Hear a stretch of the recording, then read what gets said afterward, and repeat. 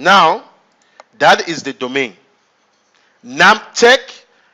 Do some of you see something like this on company's computer? That is how they got it. Namtech / administrator. Now you are logging in to the domain. You're no longer on the local. Remember, you were in the local computer before, right? It only showed administrator. Lon-SVR1. Yes or no? That was the local computer.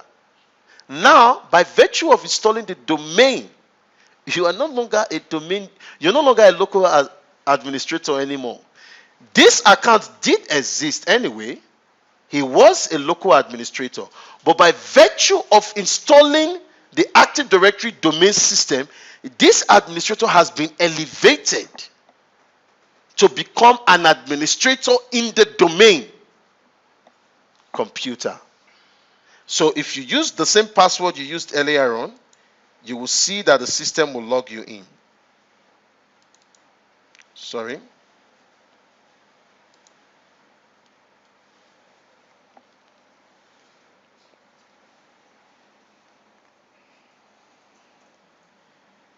Okay, I just need my mouse to be captured.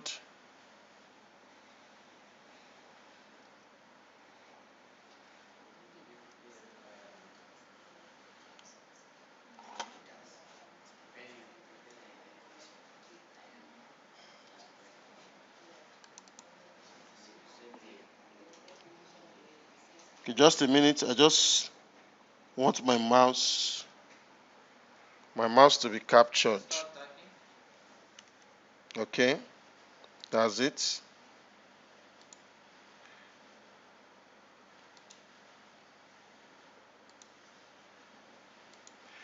Okay.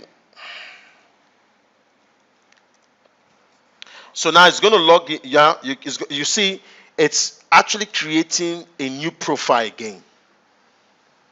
Remember, it created me a profile when I was on the domain, right? Now it's creating me a new profile. When I was on the local computer, it's not creating me a new profile now that I'm not a domain user. So right now there are two accounts on this computer, a local account and a domain account.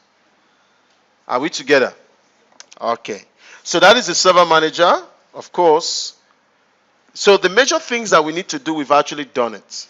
So the only thing I want to also do now is to only install the DHCP server, configure it, and connect our Windows 7 to the server, and let's see whether it works or not.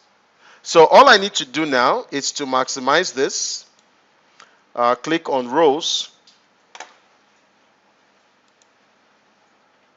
Click on rows and go to add rows. Click on add rows here. Click next. Select DHCP server. Click next. Next again. You notice it will now select the adapter automatically, which is 190. So it's going to be using this adapter to communicate out of your network. So now I'm going to select next. I'm going to leave the default settings for the name resolution. I'm going to allow the default settings for the Win server. Now, the good thing about doing the installation of DHCP is that you can also create a scope during the installation, which I want us to do anyway. So I want to click on Add Scope. My scope will be Scope. The name will be called Scope Lab 1. Starting IP address 192.168.1.1. Ending IP address 192.168.1. 192.168.1.5. Of course, best practice, you want to give it a much, depending on your computers that are available. 255.255.255.0. We don't have a default gateway, so now it says for wired configuration it will be 6 days. For wireless configuration it will be 8 days. So we'll just leave it by default. There's option that says activate the scope. I can either, if I uncheck this, the scope will be created, but it will not be active. It means that though the DHCP server is running, but it won't be able to issue IP address. So I'm going to leave it to be active. So I'm going to click OK. So that's the scope there. I'll click next. I'm going to enable IP version 6 is fine, or if I want to disable it, I'm going to click next. So this is a IP version 6 DNS IP address for the configuration. So I'm going to accept the default. I'm going to click next.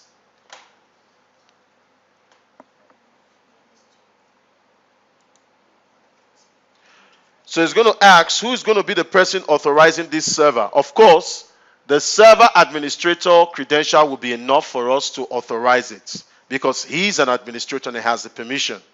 But if, for example, I was only installing it with another account and probably I need an administrative account, then I will come in here and specify the account by searching the database.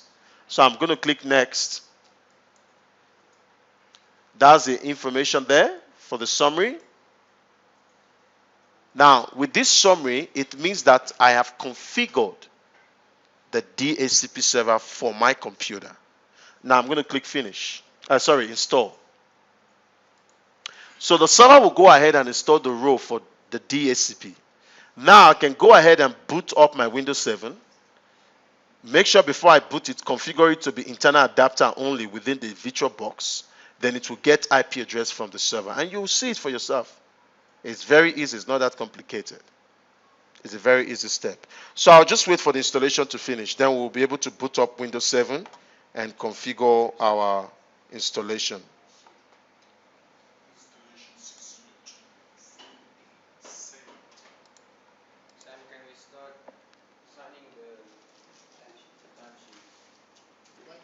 Okay, now the installation, can you help me with the light? The installation have succeeded. So now I'm going to click on close.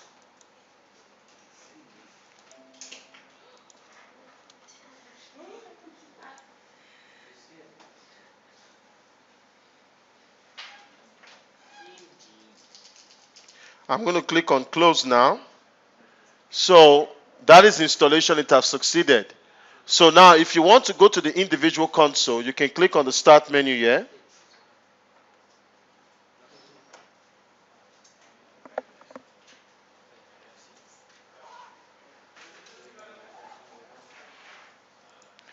You go to administrative tools, then you select DHCP.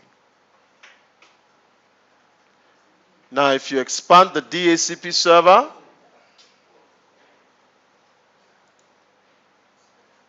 select IP version 4, expand it. What's wrong with my mouse?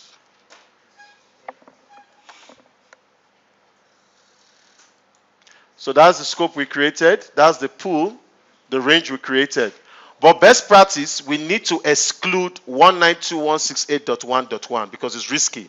Remember, the server is currently using that IP address. So I'm going to right click on here. I'm going to say new exclusion range.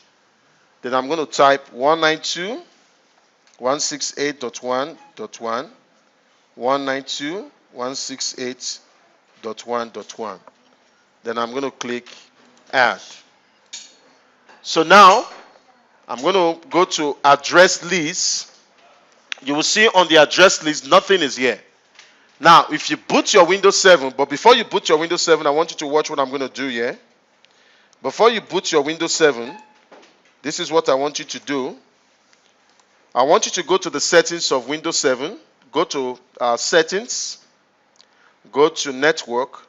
Instead of bridge adapter, I want you to select internal network. Then come here and say allow all. Internal network. Make sure of that. Then click OK because your server is also part of the internal network. So they are within the same switch on the virtual machine now. Now if you boot Windows 7, now Windows 7 will get IP address from your server system. Windows 7 will get IP address from your server system, which we are going to confirm now.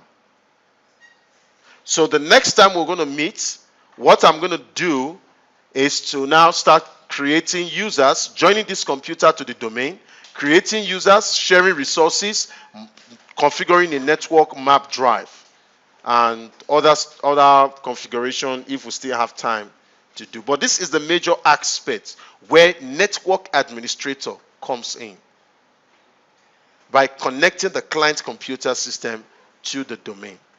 So let's confirm whether this computer currently have an IP address from the server. Excuse me?